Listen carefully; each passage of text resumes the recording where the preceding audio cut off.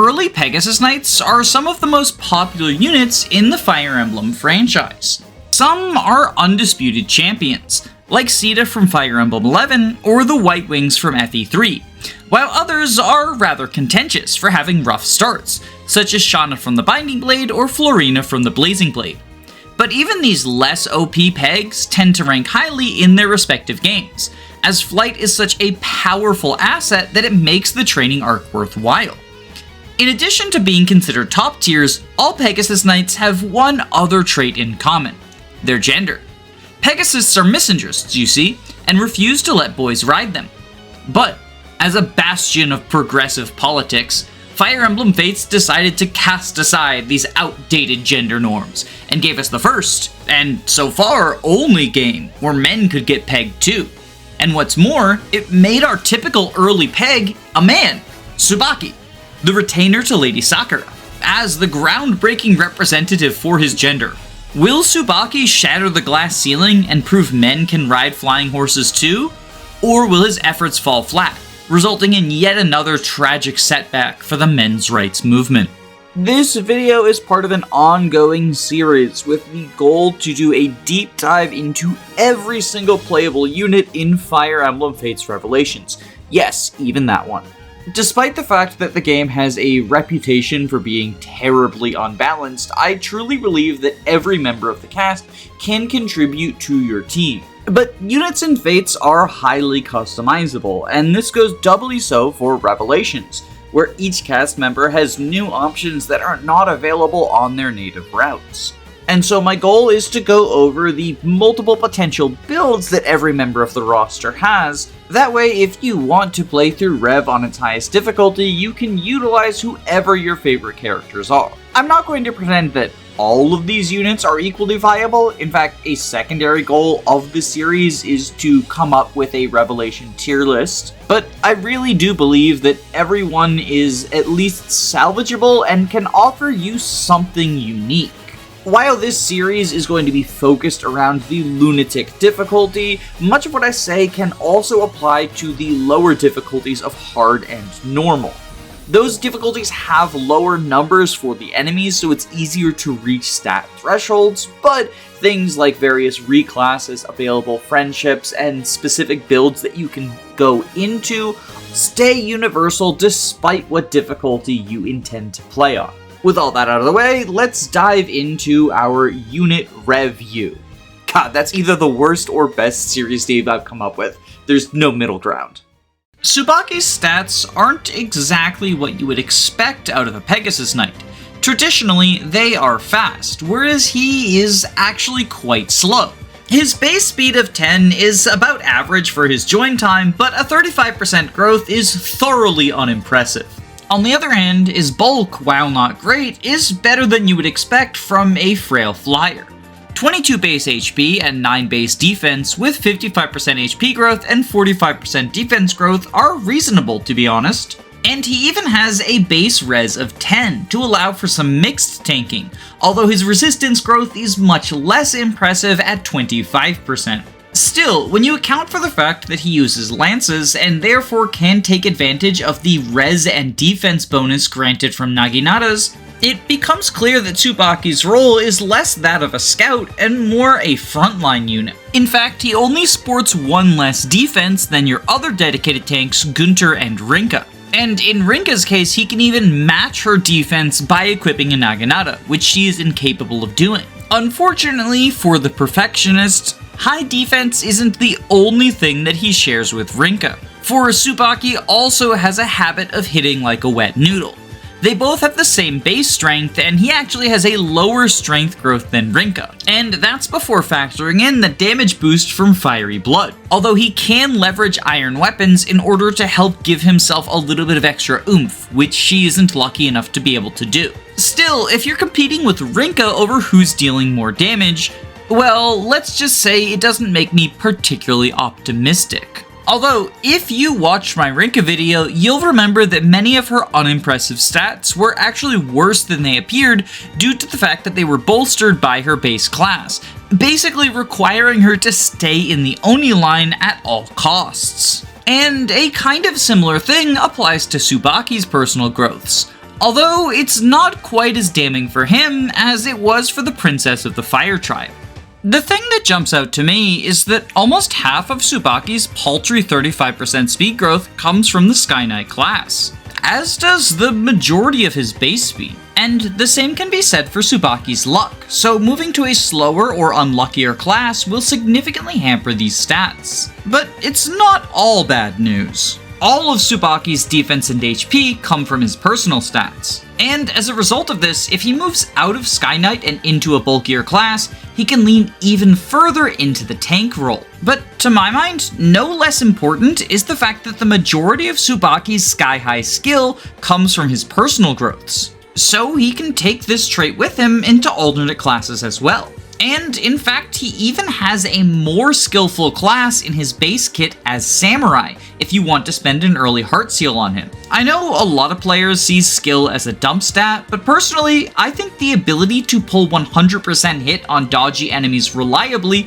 is an invaluable trait. And it's one that Subaki can achieve not only with his raw skill stat, but also his personal skill of Perfectionist. Perfectionist gives a plus 15 hit and avoid boost when Subaki is at full HP. I know that Three Houses fans like the avoid boost on this for Ferdinand von Dodge tank builds, but to my mind, at least in Fates, the hit is significantly more impactful. Not only does this help early on when your forces are often too weak to have backup plans for missed attacks, but in the late game, I would say some of the scariest enemies out there are the Duelist Blow Swordmasters and the super dodgy Master Ninjas. 15 extra hit against them can be a huge deal, and especially when combined with Subaki's massive skill growth, he can often find himself facing 100% hit rates even if Duelist Blow is active. Now that's some accuracy worth writing home about. But even if you're not fighting these enemy dodge tanks, Subaki's extra accuracy can still be helpful. Yumis are the Hoshidan equivalent of bows, and they trade a little bit of hit for an extra point of might. For most units, this trade-off is not worth it, as the expected damage goes down due to the miss chance. The big exception is units with accuracy boosting skills, like Certain Blow or Lucky 7. Or in Subaki's case, Perfectionist, which can allow him to wield Yumis and make up for his lackluster strength stat. But even if you're not going into a bow-wielding class, Subaki's native Naginatas can also benefit from his extremely accurate tendencies. The Sword Catcher is a Naginata that deals effective damage against enemies wielding swords. I find it most useful against the aforementioned Swordmasters, but it can also come in handy against Masters of Arms, Paladins, Master Ninjas, and even Dark Knights and Bow Knights. I usually don't like the Hoshidan effective weapons due to their abysmal hit, and the Sword Catcher shares this downside, sporting 55 native hit, although that's before accounting for the effectiveness bonus. But you get a Sword Catcher for free, at least if you unlock Caeldori, which you probably do if you're using Subaki. So Subaki being one of the most accurate units in the game, as well as a native lance user, means that he is probably the member of the cast most adept at leveraging the Sword Catcher to his advantage. Looks like Ophelia isn't the only non-royal to get a personal weapon. Of course, there is one downside to Perfectionist, and that is that it's only active if Subaki is at full HP, which means it actually doesn't play well with his impressive 55% personal HP growth, as every time he levels up, he actually has a higher chance to turn off Perfectionist than to keep it on. You could devote your staff action to using Wayne Festal to patch Subaki up, but I think a much simpler solution is offered by Subaki's starting class of Sky Knight, because upon reaching level 10, he'll learn the skill Camaraderie, which heals 10% HP at the start of every player phase as long as there's an ally within 2 spaces, not counting Subaki's backpack. On most units, this skill is pretty bad, and I would still say it's fairly low impact on Subaki, but at the very least, it is a reliable way to ensure that Perfectionist doesn't get turned off by HP level ups, at least if you're making use of it on player phase, which is yet another argument against Dodge Tank Subaki. But Camaraderie isn't the only skill that Subaki benefits from in the Sky Knight line. The one that he starts with, Darting Blow, is arguably even more impactful to his success. Darting Blow grants +5 attack speed when initiating, meaning that on player phase, Subaki functionally has a speed of 15. This is actually quite the relevant benchmark. It means that he doubles the Oni and archers naturally, and he's only 1 point short of doubling spear fighters. The fastest enemies on the map are the ninjas and samurai. After accounting for the speed boosts that these units get from their equipped weapons, Subaki is 4 points short of doubling the ninjas and 6 points short of doubling the samurai. These numbers might sound like pretty big benchmarks, and in any other game that would be true, but this is Fates, where stats are incredibly liquid. Even without a good chef, it's possible to increase your speed by 1 with the mess hall, meaning that Subaki can also double the spear fighters if taking advantage of Darting Blow. But if you don't have the Dragon Vein points for the mess hall on Chapter 9, or you're just dedicating your meal to something else, there are other ways of boosting Subaki's speed. Hana and Kaze give speed upon pair-up, and if you reclass Mozu to Archer or Sakura to Sky Knight, then these units will as well. You could also potentially purchase a speed tonic, but I personally wouldn't recommend this unless you are stacking multiple speed sources to have Subaki double the ninjas and samurai, since the free sources of pair-up and meal will get the job done for the slower enemies. And it's not even like these pair-up options are not beneficial to the long term. Hana and Subaki have a fast support, meaning that not only will you get Caeldori faster, but in my opinion, Hana is one of her better mothers. Alternatively, if you're using Archer Mozu to patch up Subaki's speed, then he benefits from the Archer reclass, since if he promotes to Kinshi, then he will be able to acquire Quick Draw and Skill +2 without using a Heart Seal. Unfortunately, this one is a little bit worse for Caeldori because Mozu doesn't pass Archer down to her children, instead giving the less desirable villager line. Although, ironically, there's actually kind of an argument that Subaki would prefer Villager over Archer, and Caeldori would prefer Archer over Villager, since Villager gives access to Merchant, a bulk-focused lance and bow class that Subaki could potentially benefit from. That's not to say that Subaki doesn't benefit from the Sky Knight class, because in addition to the skills that I mentioned, his innate access to flight in the early game is one of the most appealing qualities about him. As I mentioned at the beginning of the video, flight is a pretty significant positive in most Fire Emblem games, but in Rev, I would argue it's at an even higher premium than usual. Throughout the early, mid, and late game, there are a large number of maps where flying is a centralizing form of movement, oftentimes allowing you to more swiftly navigate a map's gimmick or potentially even bypass it entirely. As such, the ability to access a flying class is a pretty significant positive, and this even applies to units who don't wish to have one of the promotions from Sky Knight or Wyvern as their final class. Now, thanks to the support system, flight isn't as hard to access in Fates as some other games, so it's perfectly reasonable to go rocking into Vala with an army that is 50% or more flyers. But Subaki doesn't join you in the mid-game. Subaki joins you about as early as possible, in between chapters 8 and 9, at which point your options for flyers are much more limited. Chapter 9 is Revelation's take on Fuga's Wild Ride, and as a result of this, it is very flight intensive.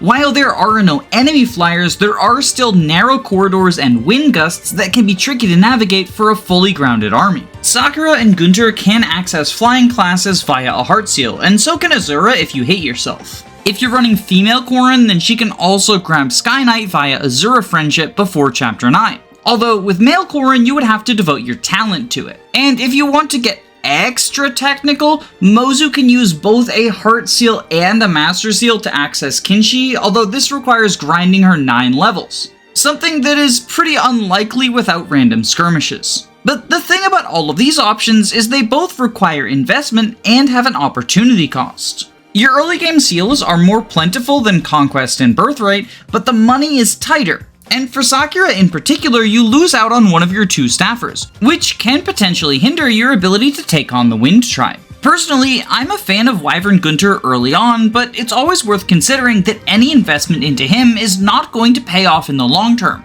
as not only are his growths incredibly bad, but he can't even build supports or have children. And while I'm a fan of female Corrin grabbing Sky Knight, it can potentially get in the way of your support routes, and for male Corrins, it's just not feasible without devoting your talent to it, which in and of itself is a very valuable resource.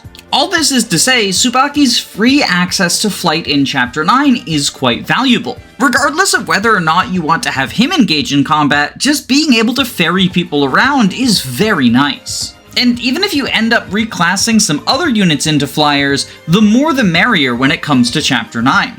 And in fact, that same principle will apply for the remainder of the early game. Chapter 10 does not really have any spots for flight, but Chapter 11 is another very flyer-intensive one.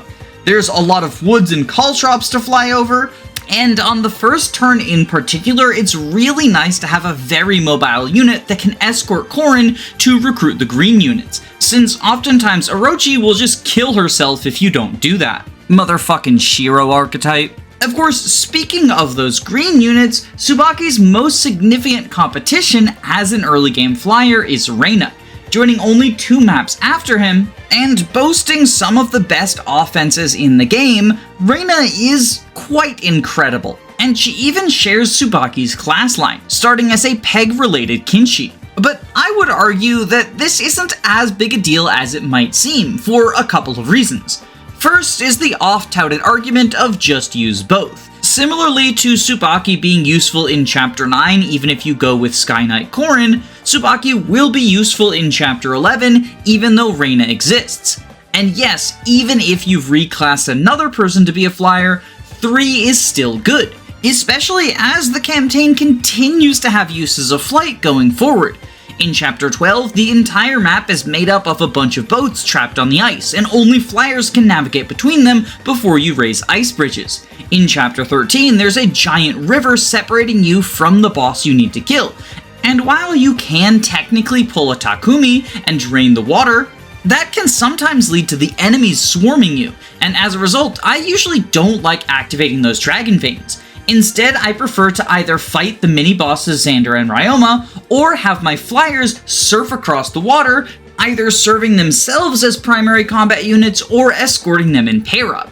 And a similar thing is true in 14, which has a lot of walls and rivers to once again navigate with your flyers. Chapter 17 has a central mountain, Chapters 18 and 20 have a significant amount of emptiness, Chapter 22 has a big forest, and Chapter 23 has several moving elevators that flyers can just ignore. And that's before diving into how useful flight is in paralogs, such as Shiro's Desert, Selki's Mountains, or Caeldori's River. But flight good isn't the only reason I would say using Subaki alongside Reina is fine. Because aside from their base class, Subaki and Reina actually don't have all that much in common. Reina is known for being fast and hitting hard while not having that much bulk of her own, whereas Subaki excels in the exact opposite areas. So while Reina really enjoys working on her bow rank, Subaki would generally prefer equipping a guard Naginata. With the number of flight-intensive maps in Revelation, I don't think it's unreasonable to want both offensive and bulky flyers on your team. But even if, like me, you tend to prefer a more player-face-oriented playstyle, there's a third attribute that Subaki has that Reina does not share. His fertility. You see, despite his mediocre strength and speed, Subaki is probably going to be useful enough as a flying filler unit without any investment from Chapter 9 all the way until you start filling out slots in Chapter 13. That's 4 maps of relatively uncontested deployment, or 6 if you do Invasion 1 and Paralog 1 when he's available. 6 maps is enough to complete a marriage on a fast support chain. And Subaki has 2 of these to choose from, Sakura and Hana. But even if you don't want to marry one of them, it's only 7 maps to complete a regular support chain. And considering how flight intensive Chapters 13 and 14 are, it's pretty reasonable to get Subaki 7 deployments before there starts being a real crunch on the slots you have available, especially if you have other paralogs that you can potentially support built in, such as Shigure's, Kana's, Dwyer's, or Midori's. If Subaki ends up getting married, then he can basically train his own replacement, and there's a couple of benefits to this. The first is that Caeldori is a unit with generally better stats than Subaki. She's less physically bulky than him and has a worse magic stat, but otherwise she's going to usually meet or excel him in most stats, unless you really mess up her parentage. The second is that chapters 15 through 17, as well as chapter 19, have a pretty hard deployment crunch. Not only do you get less slots than in the surrounding maps, but you also get given a large number of units that you may want to train, or at the very least deploy for support ranks. This can lead to some of the early game squad getting benched for a number of maps, and falling behind in their experience. This is not unrecoverable, especially with Fates' experience formula favoring gains from underleveled units, but it does lead to some situations where you can ask if a unit is worth the trouble of getting them back up to pace, or if you'd rather simply replace them with their child. And there's actually quite a few father-child combinations that I find lend themselves particularly well to this method of team building. Takumi is good in the mid-game, but Kiragi is generally better later. Hinata's good right when he joins, but doesn't scale that well, so if you want a samurai later, his Same can do the job. Saizo scales quite well, but usually has more of a training arc than I have the patience for, so his Suji tends to work better as a late-game ninja. And the secret second subject of today's video, Caeldori tends to be a more perfect flyer than her father, Subaki. This video is part of an ongoing series with the goal to do a deep dive into every single playable unit in Fire Emblem Fates Revelations. Yes, even that one. Despite the fact that the game has a reputation for being terribly unbalanced, I truly believe that every member of the cast can contribute to your team. But units in Fates are highly customizable, and this goes doubly so for Revelations, where each cast member has new options that are not available on their native routes.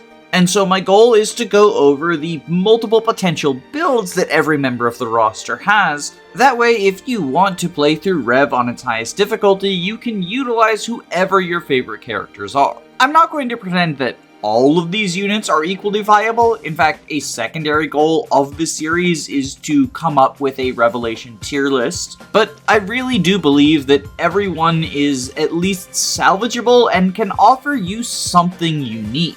While this series is going to be focused around the lunatic difficulty, much of what I say can also apply to the lower difficulties of hard and normal. Those difficulties have lower numbers for the enemies, so it's easier to reach stat thresholds, but things like various reclasses, available friendships, and specific builds that you can go into stay universal despite what difficulty you intend to play on. With all that out of the way, let's dive into our unit review. God, that's either the worst or best series name I've come up with. There's no middle ground. In comparison to her father, Caeldori is much more well-rounded. I wouldn't call her strength or speed phenomenal, but they are definitely better than Subaki's, and the same applies to her luck, with a personal growth of 45%, 20 more than her father's. The downside is that Subaki is slightly more bulk-oriented, although even here his lead is only marginal, with a minor HP and defense boost, alongside a detriment in resistance. But that's just looking at Caeldori's stats before factoring in her mother, because the variable parent can have an impact on your unit's bases and growths. I went over in pretty extreme detail how this works in my Kana video, so if you want a more complex breakdown, check that out. But the TLDR is that a variable parent's personal growths will impact the child's personal growths either positively or negatively depending on what areas that parent specializes in. So for example, Hana has very high strength and speed, but very low bulk, and as a result of this, if you marry Subaki to Hana, Caeldori's strength and speed will be improved, but her bulk stats will go down. Meanwhile, if you make your mom someone like Rinkah, who has a low personal strength but a high personal defense, it's gonna hurt her strength but improve her defense. The cool thing about a well-rounded child like Caeldori is you can kind of sculpt her to fit whatever stat spread you desire, within some limitations. For example, that magic growth of 15% is bad enough that even with Orochi Mother, she's not going to be meeting many offensive thresholds. But choosing between the high strength of Kagero, the skill focus of Hana, the bulk of Rinkah, or the balance of Oboro is definitely within the bounds of possibility for the perfect Prodigy. Although, before talking about the way she looks with potential mothers, I do want to touch upon that personal skill, Prodigy, because it works really weird, and true to Fate's fashion, it's not great at explaining the mechanics. The exact phrasing given is deals +4 damage to foes with strength/magic greater than this unit's strength or magic, parentheses whichever is higher, which makes it sound like for magical enemies it compares Caeldori's magic, and for physical enemies it compares Caeldori's strength. But this is not the case. Instead, for each enemy it looks at whether their strength or magic is higher. It doesn't care whether Caeldori's strength or magic is higher, just the enemy's. Then it compares the higher value from the enemy to both Caeldori's strength and magic. And if that value is higher than both Caeldori's strength and magic, Caeldori gets the +4 boost. But if either her strength or her magic exceeds the value taken from the enemy, then she will not gain the boost. In most cases, the fact that it checks both Caeldori's strength and magic is kind of irrelevant, since unless you really focus in with a magical mother and spirit dusts, her strength is usually going to be the higher stat. The more relevant thing is that Caeldori can't just take advantage of her low magic to get a free boost against mages, unfortunately. This personal is pretty strong, but it's also kind of awkward to be on a unit like Caeldori. +4 damage is a huge boost. It's the same bonus given by Fiery Blood and Pride. So if you can activate the condition, it's definitely great. But the condition itself is a little bit sketchy. As compared to Puissance, which benefits you from being strong, Prodigy is really only good if Caeldori is lagging behind.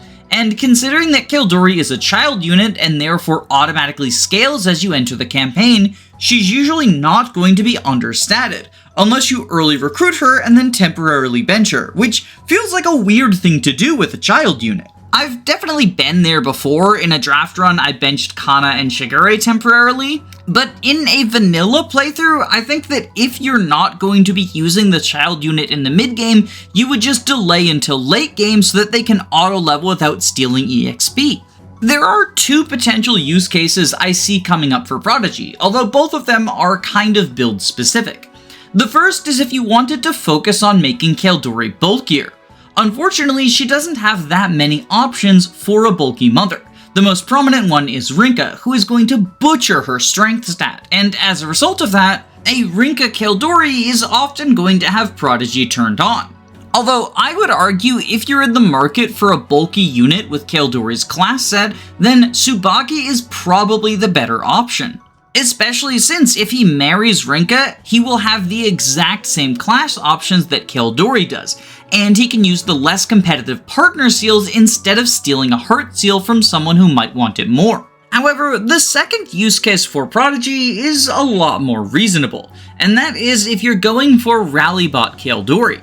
Caeldori can naturally acquire rally speed from offspring sealing into Falconite, and both of her fast support mothers, Sakura and Hana, pass down the Shrine Maiden class, so she can also access luck and magic for 3 rallies relatively easily.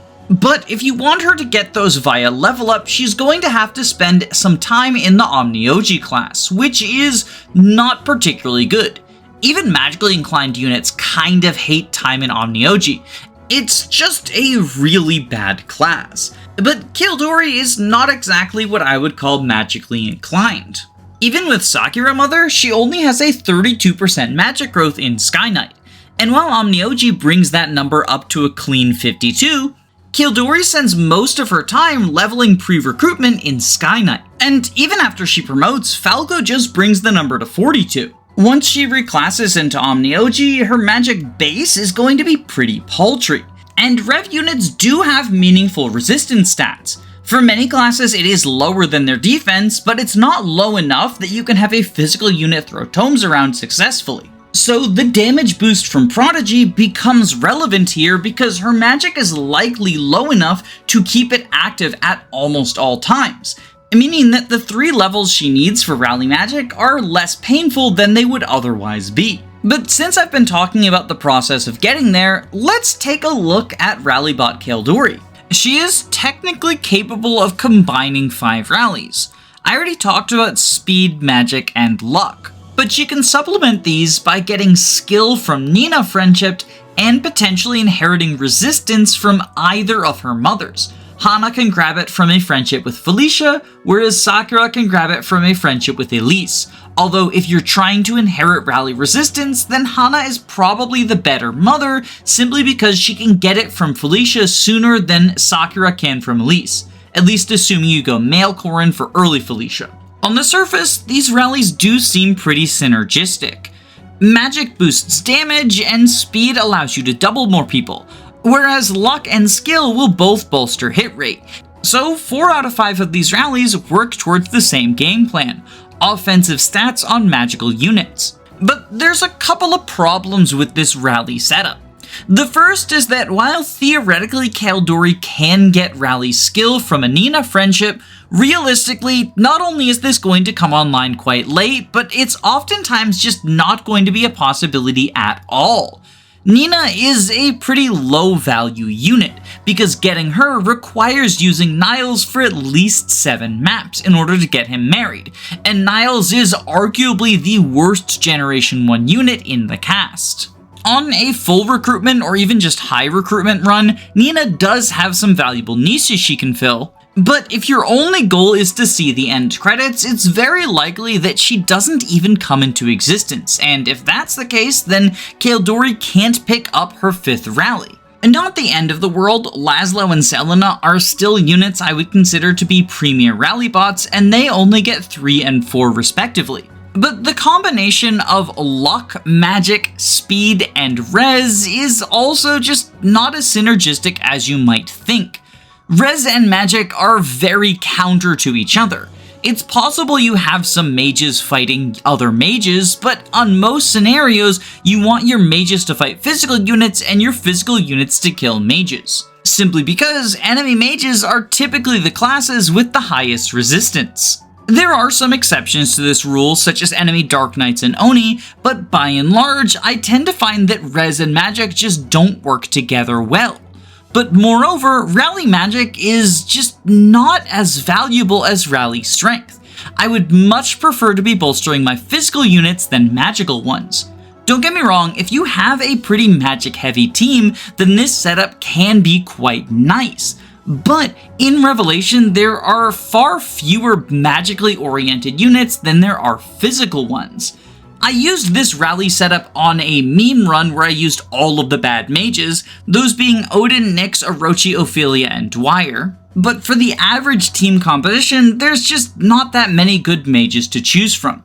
In the early game, it's basically just Hayato, although if you marry him quickly enough, you can also get his daughter Rajat. Felicia is a contender if you've got male Corrin, and of course Corrin themselves can potentially rock a magical build, although I personally prefer physical Corrin due to the increased flexibility from various friendship classes, as well as Corrin's pre-Boonbane stat spread skewing physical. The other noteworthy mages I would say are Sakura if you invest in her a medium to high amount, and Leo, but I would say in most playthroughs you're not going to be using all of these units, meaning that the speed magic rally combination is just not going to benefit as much of your team as strength speed would in most cases. Still, if you're in the market for a magical rally bot, it's relatively easy to set this up with Caeldori. Just have Subaki pair up with either his liege or his fellow retainer.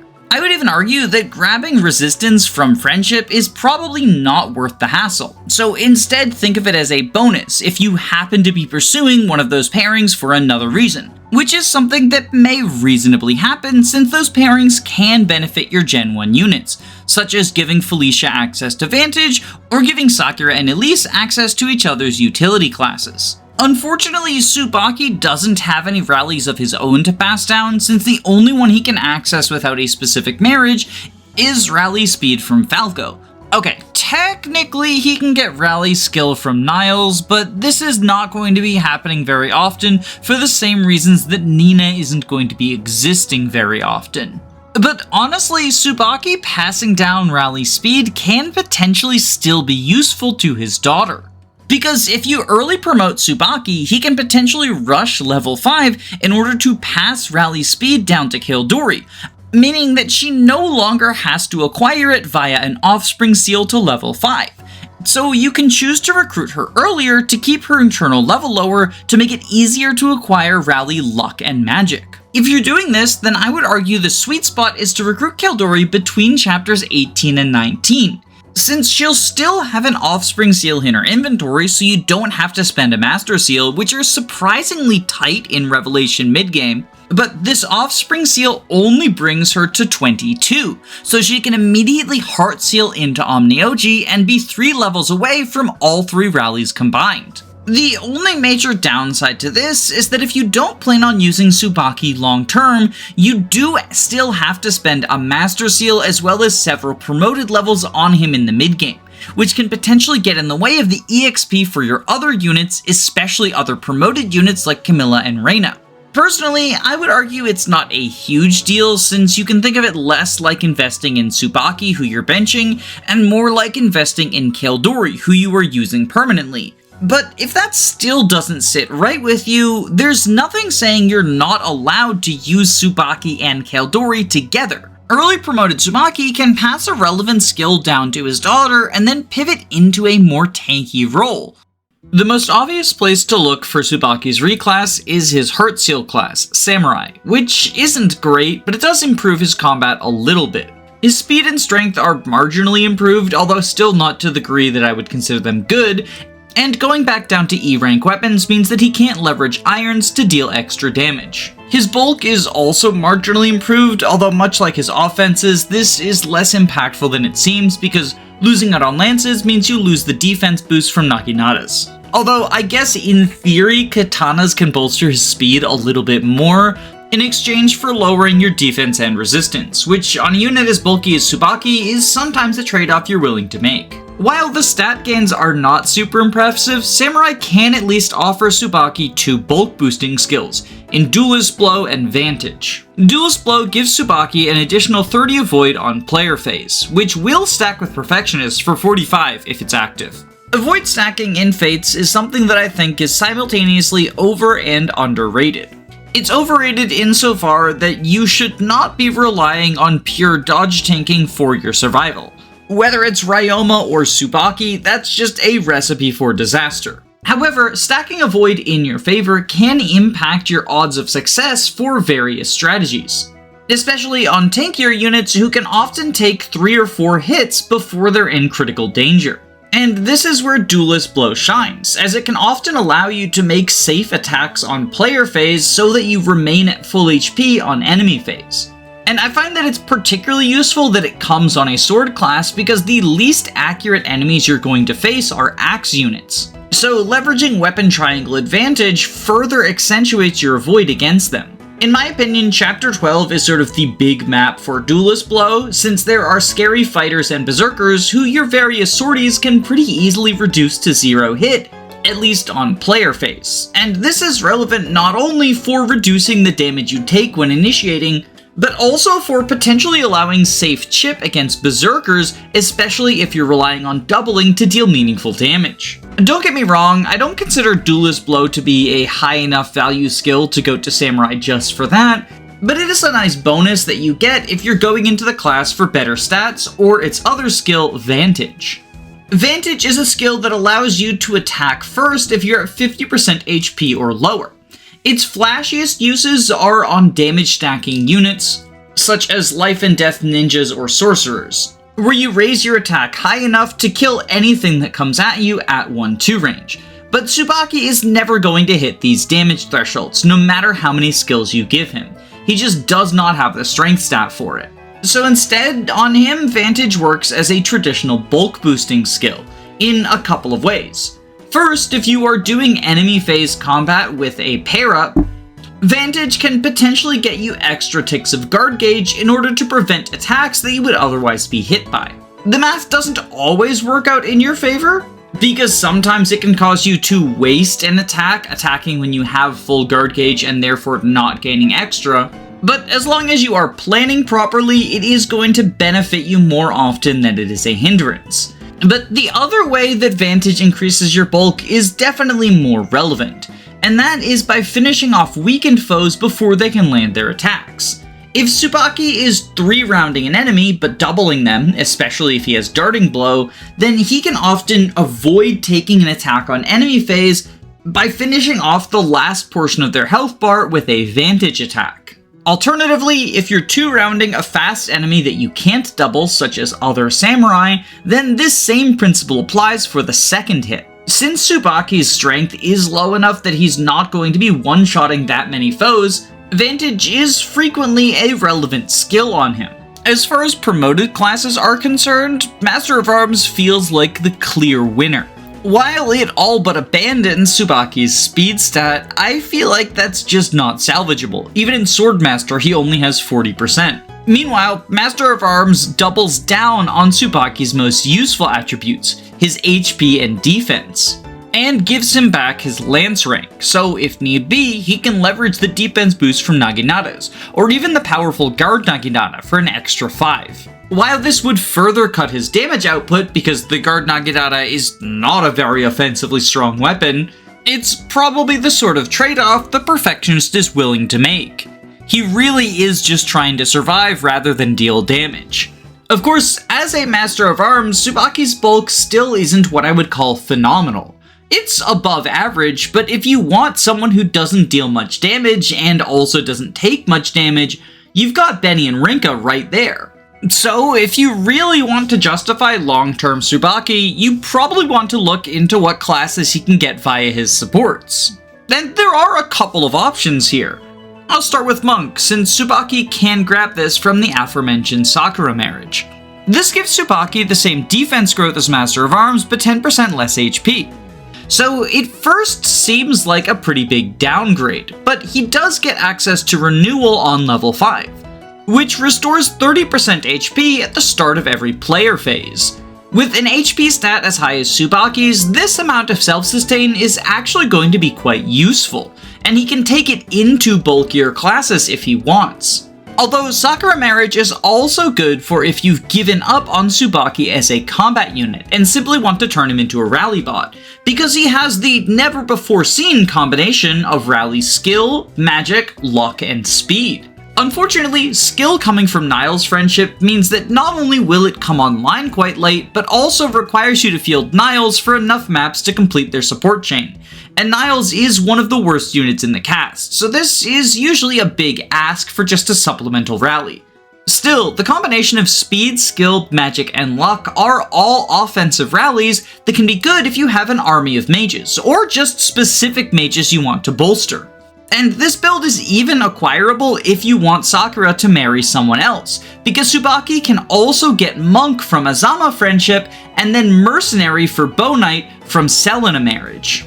Although this combination isn't just good for Rallybot Subaki.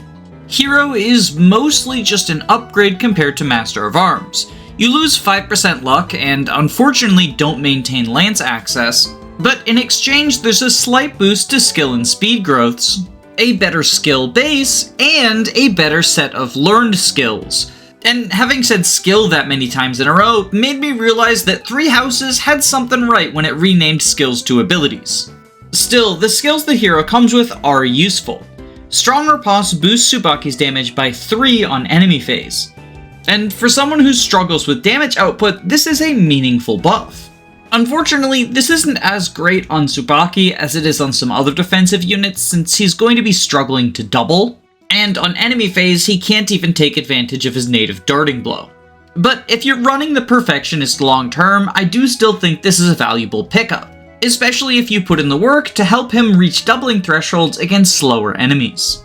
But the real defensive skill that is a draw to hero is Soul. Soul is a proc skill, which has a skill percent chance of activating on every attack Subaki lands, and when it activates, Subaki will recover HP equal to half of the damage he deals.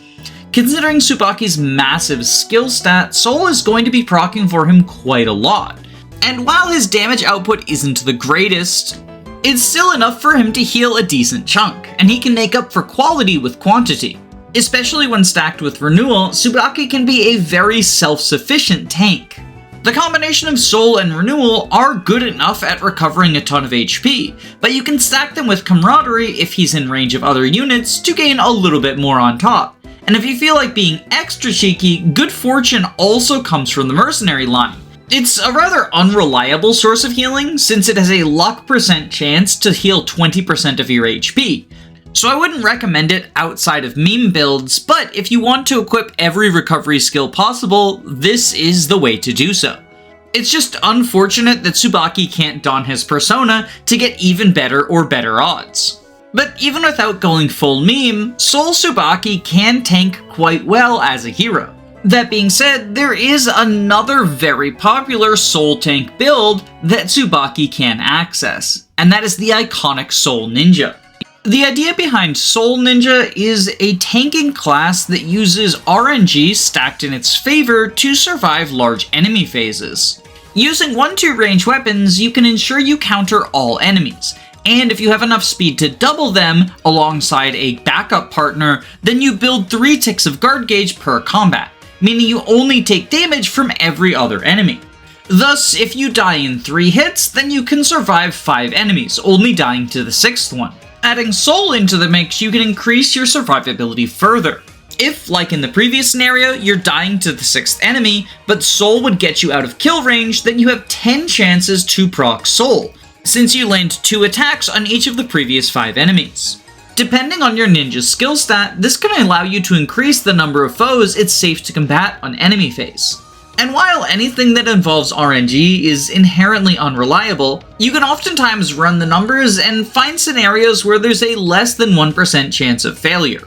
And access to the Samurai class line also complements this build quite well, thanks to how it synergizes with Vantage and Astra. Although it is worth noting that these 2 skills do potentially have downsides if run on a Soul Ninja build. Vantage is much simpler, and I would say the downside to it is much smaller than Astra's. Basically, Vantage has you attack first if you're at less than 50% HP.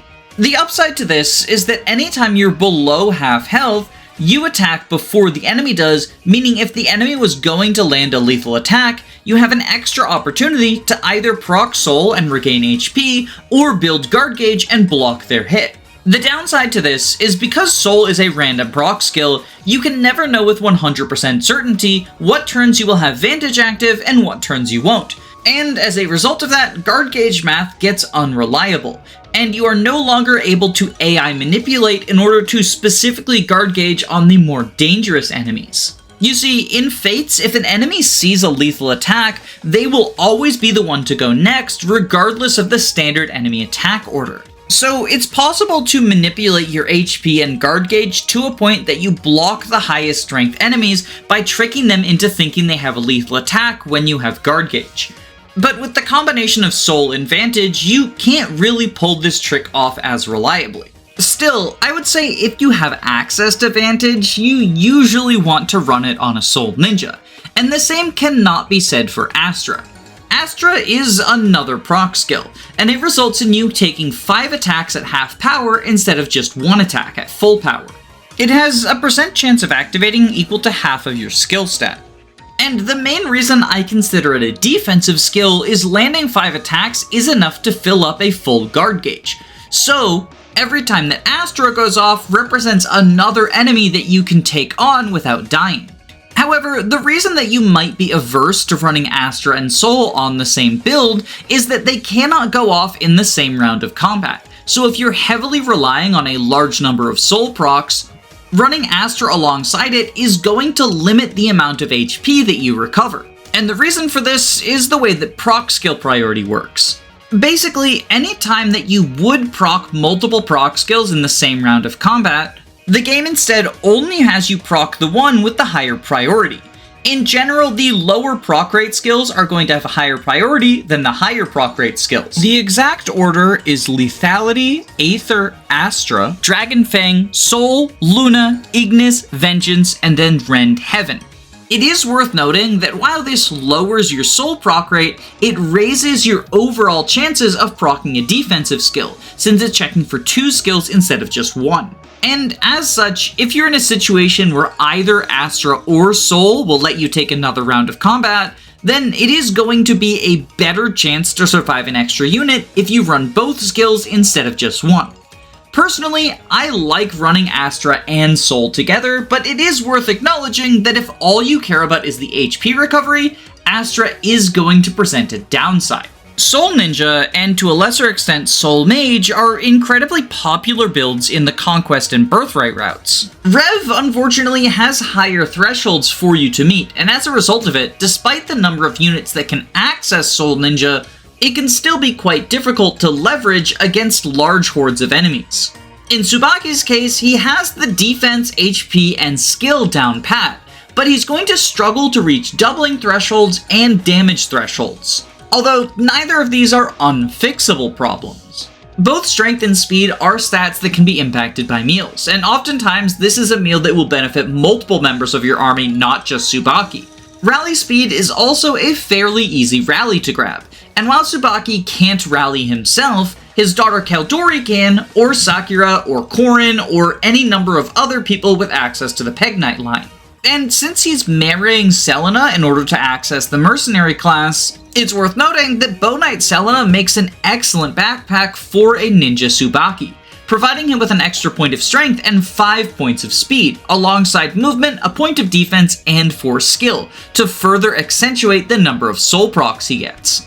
Subaki is never going to be able to double fast enemies like Swordmasters and Ninjas, but against slower or even medium speed enemies, his enemy phase doubling potential is there. The only question is whether or not it's worth the resources you put into it, and that is going to be a personal judgment based on the team composition you have.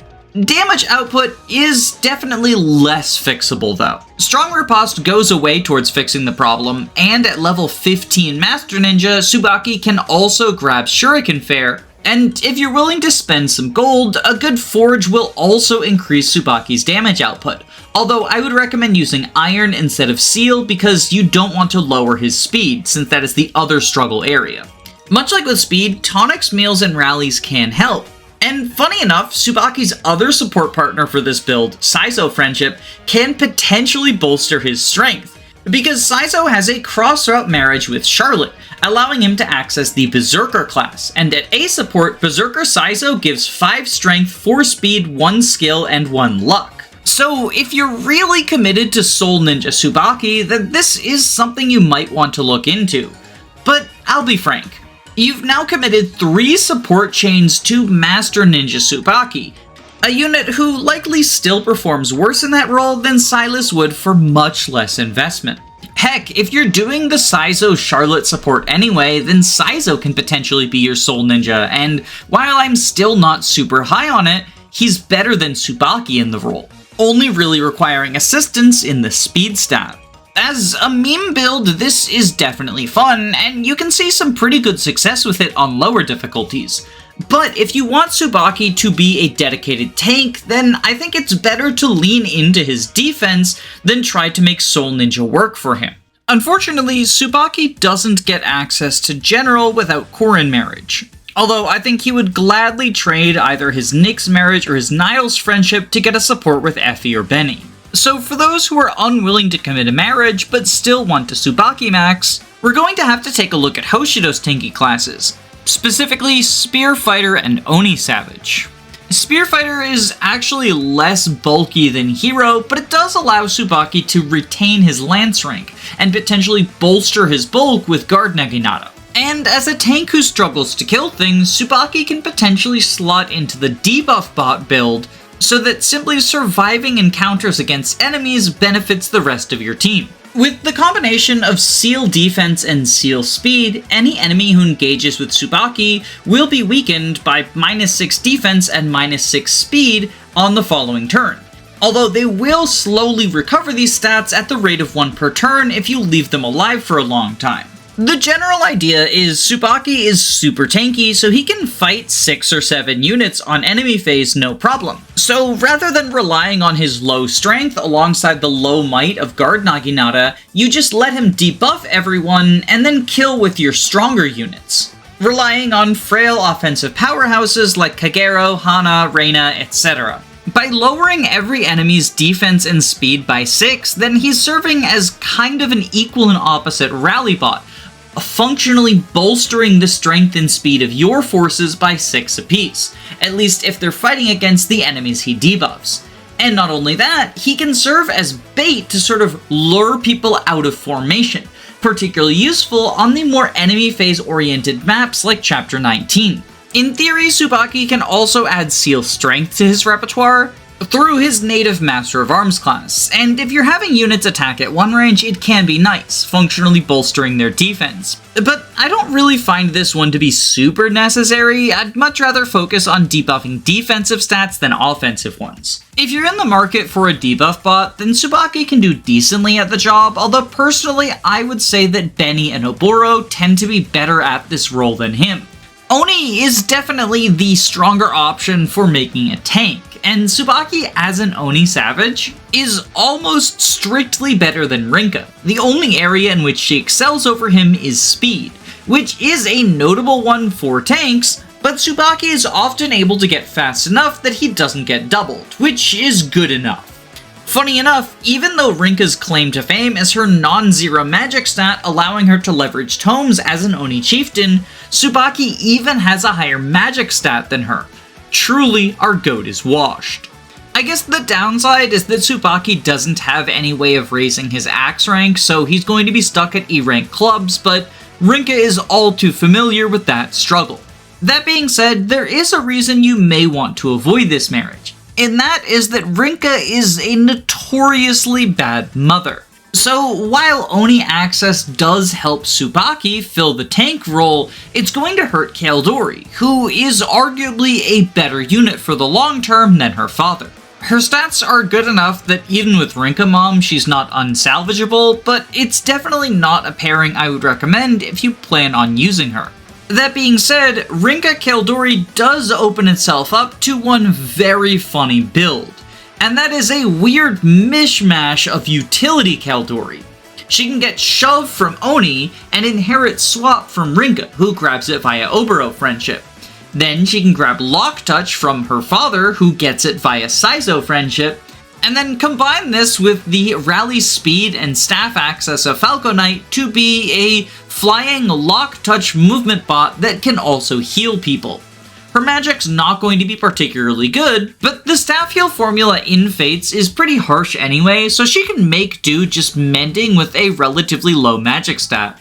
This build is definitely more on the funny side than the optimal side, although there are other reasons to send Rinkah into Spear Fighter and Subaki into Ninja, so you can potentially just have these skills to pass down without going out of your way for them. Still, if you would prefer to give Subaki a tanky class without screwing over his daughter, both Hinoka and Oboro give access to Spear Fighter, and they are decent mothers for Caeldori, both giving her quite well-rounded stats, with Hinoka's being slightly preferable in my opinion, due to a very slightly higher strength and speed, sacrificing a little bit of defense. Although not even really losing bulk due to a higher HP growth. The main upside to using Oboro Mother instead of Hinoka Mother is you're going to get the support chain much faster, as Oboro joins early enough that she can build supports with Subaki before entering Vala. Whereas Hinoka's join time of Chapter 16 means that Caeldori would be absent for much of the game if Hinoka's going to be her mother. Because of this, even with the minor stat disadvantages, I would say Oboro is probably the better choice if you're trying to make Caeldori into a big part of your team, since you can knock the support out early and then bench Subaki until you're ready to grab his daughter. But with either of these mothers, Caeldori can be a lance-focused combat unit with access to both Falco Knight and Kinchi for flying combat and Spear Fighter for when it's finally time to take the fight indoors. Since after Chapter 23, flight is no longer an upside, and can be looked at as kind of a downside due to the fact that flying classes tend to have worse stats than grounded ones, and there are plenty of bow users who are willing to shoot you down. There's not really an idea for a build behind this Caeldori, she just sort of becomes a generically good combat unit. Falco Knight is going to have better stats, but Kinchi gets bow access, which is a better weapon type. The main downside to going Kinchi is that Caeldori does not have a dismounted bow class in this build. So upon reaching the final few maps, you might find yourself in a situation where you have to choose between staying airborne or giving up bow access. Although Caeldori does have a couple of support options that can get her into a dismounted bow class for the last few chapters. Nina and Mitama offer Outlaw and Shrine Maiden respectively, which can allow Caeldori to become a powerful bow knight or priestess if you want to focus on two-range combat. Although it is worth noting that both of these children are likely to be recruited late because Azama and Niles join in the 16-17 stretch. And that's assuming you even recruit them at all. Both Azama and Niles are pretty low value units, with Niles in particular having an argument for being the worst Gen 1 character. It's not that they don't offer any upside, simply that they're outshined by significantly better folks around them. But Caeldori does have another path to powerful bow classes, and that is through her Caeldori Marriage, which grants access to the Archer line, providing not only the powerful Sniper class as a dismounted bow user, but also access to Quick Draw and Skill Plus 2, which she'll get for free if she goes into Kinshi Knight via Sky Knight.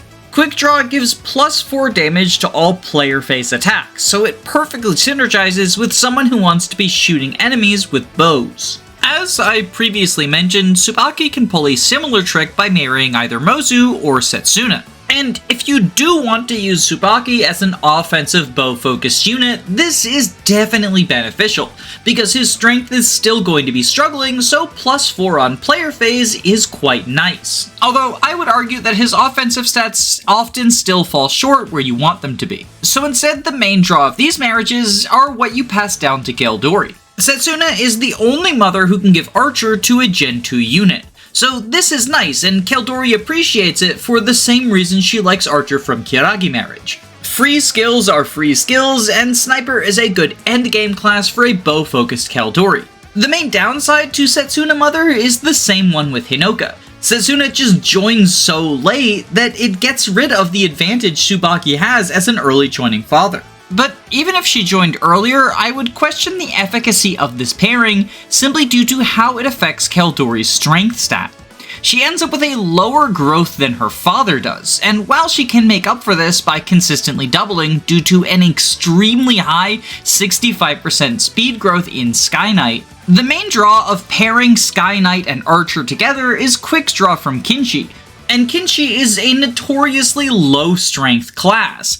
As a result, you generally want to have high-strength units enter into it, so they can offset the abysmal class bases. As such, I'm not super sold on Setsuna Caeldori. Instead, if you want Caeldori to be a quick-draw Kinshi before she marries Kiragi, having either Mozu or Subaki pass the skill down through inheritance is the way to go. Mozu passes down better growths and potentially even aptitude, although it should be noted aptitude does not apply to any auto levels Caeldori does before you recruit her, though it will affect offspring seal levels. The main downside to Mozu Mother as opposed to Setsuna is Caeldori does not get Archer herself, so if she doesn't end up marrying Takumi's son, she's stuck using Merchant as her only dismounted bow class. Although this itself is not terrible. It's definitely a worse offensive class than Sniper since it lacks access to Bowfair and Certain Blow, but maintaining Lance access can come in handy, allowing Caeldori to leverage effective weapons the Sword Catcher and the Beast Killer, or simply giving her a one-range option that uses her strength instead of magic. And while Bowfair is off the table, there is a powerful level 15 skill Merchant comes with, Spendthrift.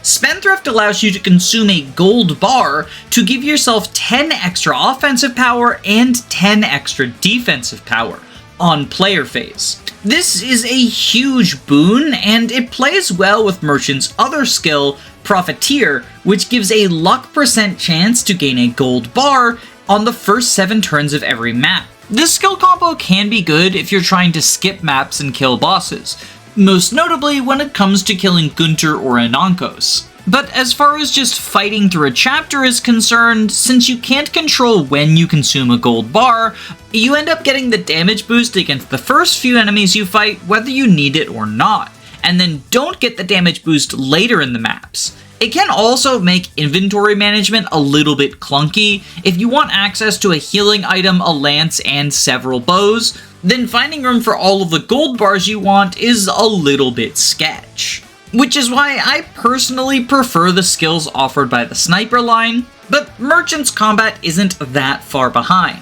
So on someone with stats as good as Caeldori, it's probably good enough. It should also be worth noting that Caeldori's luck is pretty decent, so even if you don't care about getting gold bars for Spendthrift, she can just proc a bunch of Profiteer for a little bit of extra pocket change. She's not going to make as much money for you as Midori does, but you're not deploying Caeldori specifically to get money. You're deploying her because she's a good combat unit. And as a result of that, you can think of any gold bars that she happens to generate you just because she's in the Merchant class as a little bit of gravy on top of a good bow girl. Of course, Merchant isn't the only non-sniper bow class Caeldori can access. She can grab Mechanist and Priestess from Kagero and Hana respectively. And these two mothers also give very high offensive stats to Caeldori. Kagero passes massive strength and speed. In addition to probably giving some in stat inheritance, she will raise Caeldori's growths to 60% each. Unfortunately, Kagero's skill issue is also genetic, and as a result, Caeldori is going to be slightly less accurate with Kagero Mom. If you do choose to marry Kiragi, then Certain Blow makes up for this deficit, but otherwise, the Prodigy is probably going to want some hit support, either in the form of rally skill or standing in attack stance. Although even with this hit support, Caeldori may struggle to hit some of the dodgier endgame enemies, such as Master Ninjas and Sword Masters. And considering that dual Yumi versus Sword Masters or regular bows against Master Ninjas are one of the better ways to confront them, I personally prefer trading off a little bit of firepower for more reliable accuracy, which is why I opt for Hana Mother. She's personally my favorite pick for Caeldori's mom. Not just because she gives massive amounts of speed, strength, and skill, but also because it's a fast support, meaning you can knock it out quickly if you don't intend to bring Subaki on your long-term team. With Hana Mother, Caeldori does kind of just become offensive bow stats the unit, giving up any semblance of bulk in order to hit hard, hit twice, and hit accurately. The combination of Priestess and Kinshinite ensure bow access regardless of what the map calls for. The only real downside to Hanamam is Caeldori doesn't really get any skills out of it, since neither Hana nor Subaki are going to be passing something that a player phase unit cares about. Duelist Blow is nice if you're attacking from one range, but this Caeldori I think prefers using bows, and so unless you're worried about ninjas countering you, Duelist Blow isn't doing anything. If you promoted Hana, then you could inherit Astra for some cheeky kills, but I think of it more as a defensive skill than an offensive one. And let's be honest, with such high strength and speed growths, Caeldori doesn't really need to rely on proc skills to get the one round. Neither Subaki nor Hana's friendships offer much in the way of useful skills either. I guess if you're willing to wait until Subaki Friendships Niles, you could pass down an outlaw skill like Move +1, but that runs counter to this pairing's primary draw, the fact that it's done so early. Still, as much as cool skill combinations can be fun, there's nothing wrong with just being a unit with good numbers, and this Caeldori does have good numbers in all the right places. It should be noted that if you're marrying Hana to someone else and still want a Caeldori with good offensive stats, then Azura offers good strength and speed, although the class set is going to be worse than Hana's since Azura passes Troubadour, which, while not entirely useless thanks to the physically oriented maid class, is generally worse than Priestess because if you're going to be a frail offensive unit, I think bows are better than hidden weapons, especially for a child capable of gaining bow rank with an offspring seal. No discussion of Caeldori's potential mothers is complete without talking about the opportunity to make Selena her own grandmother. Although, I'll be honest, I don't love this pairing. From a lore perspective, it is very funny, but from a gameplay one, it kind of turns Caeldori into a fast tank who doesn't have as much bulk as some of the other tanks, like Benny or even her own father, but makes up for it with the combination of speed and a good resistance stat. She can supplement this stat spread with the mercenary skills, and Strong Riposte and Soul help her be a decent enough tank. The combination of Kinshi Knight and Bow Knight is always valuable, even if I would prefer the Outlaw variant for Move +1 and Lock Touch. But these classes only carry you so far, and I can't help but feel like an offensive-focused Caeldori would much prefer one of the other moms I mentioned, even if it means giving up Bow Knight. Instead, I think the best route for you to take Selena Caeldori is to focus on more defensive roles, either by taking advantage of the often underrated hero class, or marrying Asuji in order to become approximately the 7,000th Revelation unit with access to the Soul Ninja combination. Although admittedly, Caeldori does do this build better than her father. Her stat spread is just a little bit better suited for it than Subaki's. She can go into Mechanist to bolster both her strength and defense, and still have a very good speed stat thanks to her naturally high growth. But that's not her only advantage, because she can also access the Cavalier skills, which, much like Samurai skills, complement Ninja quite well. Specifically Elbow Room, although to a lesser extent Defender. And she does this through pursuing a Sophie friendship. And the combination of Samurai, Mercenary, Ninja, and Cavalier is relatively unique, with these classes working quite well together.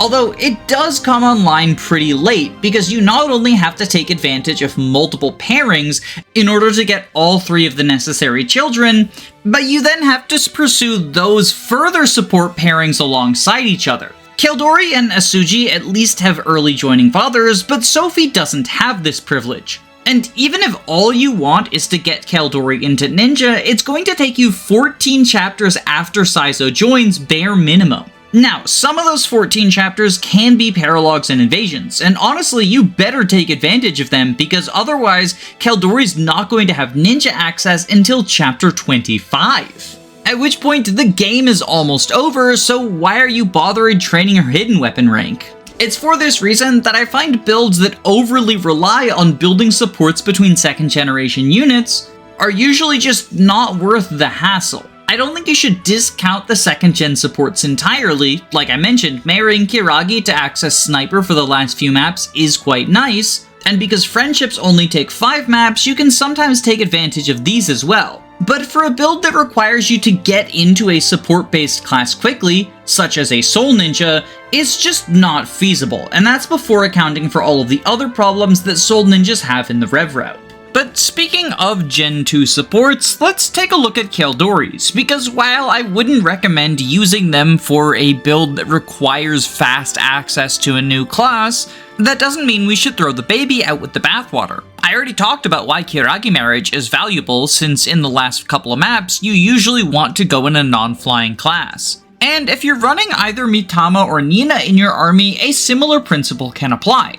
While they are likely joining your forces later than Kiragi is, they also require fewer maps to build support with Caeldori, only 5 for a reclass. While this means that she'll be accessing Bow Knight or Priestess very last minute, this is mostly fine because there's not really a level of urgency to accessing these classes. Archer is beneficial to get early because it comes with the Quick Draw and Skill +2 skills, but Outlaw and Priestess are really classes you only care about getting when it's time to reclass. And while going into Bow Knight to get Move +1 is nice, it's the sort of thing I think you can usually wait until after the flight-intensive maps for. I think those are the best support options for a bow-focused Caeldori, but if you'd rather revolve your build around lances, her other 2 friendships are surprisingly useful here. Diviner from Rajat seems like it would be a complete waste on a physical unit, but it does give access to Basara, which is technically a lance-focused class. In many ways, it can feel like a downgrade from Master of Arms, which Caeldori just has for free, but at level 15 it offers the skill Quixotic, which functions kind of like life and death but for hit rates. It gives 30 hit to both you and your foe, and 15 to any proc skills. Although, to my knowledge, the only enemy units with proc skills in the main campaign of Rev are Vengeance on Iago and Astra on Sumeragi. This extra hit can help if fighting against some of the dodgier endgame enemies. In particular, the Duelist Blow Swordmasters get their Duelist Blow cancelled out by the extra 30 hit. Or alternatively, if you're fighting them on player phase, you can use an inaccurate weapon like the Sword Catcher to deal effective damage. Caeldori can also grab this from Shiro Marriage, and as a bonus it would come with the Spearmaster class, which is better than Omnioji, but considering that Shiro is a late joining child, getting 7 maps together for Marriage is a bit of a high demand, whereas 5 maps with a early joining child like Rajat is much less support intensive. So at the very least, it's an option worth considering. And the same is true of the Cavalier class, which Selena can theoretically get from either Sophie or Siegbert, although Sophie joins slightly earlier than Siegbert and a friendship is faster than a marriage. While Paladin isn't the greatest class out there, it's definitely not as bad in Rev as it is in Conquest. Since Rev lacks beast effectiveness, it functionally just becomes a high move combat class, and Caeldori can kind of treat it like Falco but without the bow weakness. Definitely worth considering for the end of the game. Of course, even if you don't plan on accessing the Cavalier line, having Siegbert as a cross-route support is still valuable, because Siegbert makes a pretty good backpack for offensively minded Gen 2 women. His personal skill of Gallant gives +2 damage to any female unit he's supporting, and while that technically applies for both attack stance and guard stance, his native access to both Great Knight and Wyvern Lord means that he can make a decent backpack, kind of a Gunter Jr. but for any non-Corrin unit. You don't get the hit boost and you get 1 less might, but there's greater flexibility in who gets supported. And you can take advantage of the support bonuses, which will vary depending on who Siegbert's mother is, but are still better than just not having any supports at all. I'm sorry, Gunter, the game devs failed you. Since Caeldori often wants to slot into an offense-focused bow role, building up the Siegbert support just for the purposes of getting a stronger backpack is something you might want to consider if she's going to be a primary player phase unit in your army. And if you go for the popular Xander-Charlotte pairing, Siegbert can be a powerful Berserker backpack for Caeldori, inheriting some of his mom's support bonuses. Unfortunately, the other cross-route Caeldori has access to, Ignatius, is much less helpful to her, and in fact feels like a cruel joke from the developers. I mentioned earlier that Subaki would actually love access to General, but unfortunately doesn't get it without Corrin's help. His daughter does, but she really doesn't care for the defensive class. Even with her most defensively oriented mother, Rinkah, she's going to have less personal defense growth than Subaki, and as such is a pretty suboptimal choice for a tanking build. But this prank from Intelligence Systems makes me feel bad for Subaki, so before moving on to the tier list, I want to go over a silly, if suboptimal build that he has access to, and is uniquely positioned to leverage thanks to his incredibly high skill stat, and that is the proc skill spam. You've heard of Midori relying on luck % chance, but now Subaki is going to rely on skill % chance with his similarly high skill stat. So he can stack Lethality, Astra, Rend Heaven, and Quixotic in order to have a very high chance of killing enemies that the forecast says he shouldn't. If you stick him in either Spearmaster or Swordmaster, you can increase this chance even further by giving him a Killer Lance or Killing Edge, combined with those classes' native +10 to crit %. Because when you think about it, a critical hit is just a skill % proc chance that every unit has access to. I mean, it's not, but that is a silly way you can think about it if you want, since there's no actual way for Subaki to access his 4th proc skill. Instead, filling the 5th slot with something like Darting Blow to let you double and have 2 chances at a proc skill, or alternatively the fair skills if you want to deal flat damage as opposed to proc damage, but I would question the efficacy of bolstering your damage if the point of this build is to meme around with proc skills. I guess it technically makes Astra stronger, but Lethality is definitely at its funniest when you take a 1 damage attack and transform that into a kill. On the topic of Lethality, I should note that Subaki is only able to proc Lethality on enemies he would deal at least 1 damage to. This shouldn't be a difficult threshold to meet, but it is something you want to bear in mind, especially considering how noodle-armed the Perfectionist can be. But with that, I think we've dove into nearly everything there is to talk about when it comes to Caeldori and Subaki. So I suppose it's time to get to our rankings. Subaki is a unit who I'm very positive on. I think his utility in the early game is similar to Wyvern Gunter, but without the Heart Seal cost. You lose out on rally defense and shelter, but you maintain the flight access alongside decent combat, with a particular focus on bulk. I find him to be an unimpressive but nevertheless useful filler unit for the beginning chapters of the game. He's not one of the royals or pre-promotes who starts out broken and splits the game wide open, but he's the person who's going to make sure you get to those units. And I think that is an important, if often overlooked, role, especially since he asks for almost nothing in terms of investment to do it. And unlike Gunter, even if you plan on benching Subaki, any investment you put into him won't be considered wasted, since Subaki pretty neatly fits into the category of unit I like to call Springboard Parent. That being someone who can be quite competent early on, but even if they don't scale well into the late game, their investment can be passed down to their children. Another popular example of this is Conquest Odin, who can sweep the early game with Nosferatu and then Heart Seal to grab Vantage to pass down to his daughter. Although, as we go through the unit Review series, there will be a number of other characters who fit this archetype, so some enterprising viewers should update the fandom wiki. But of all of the possible springboard parents, I think Subaki fits the role most perfectly, and for that reason, I'm going to place him in the B tier as a good filler unit, even if the time that he's a filler is only for a third of the game. As I went over in this video, there are a number of ways to increase his long-term viability, but personally, I think he's at his best when you don't worry about how to bring him into endgame, and instead allow him to pass the baton down to Caeldori, who I also have as a B-tier unit, although slightly lower than Subaki. Her performance is better than his during the time that she's around, but she's also competing with much stronger units than he is.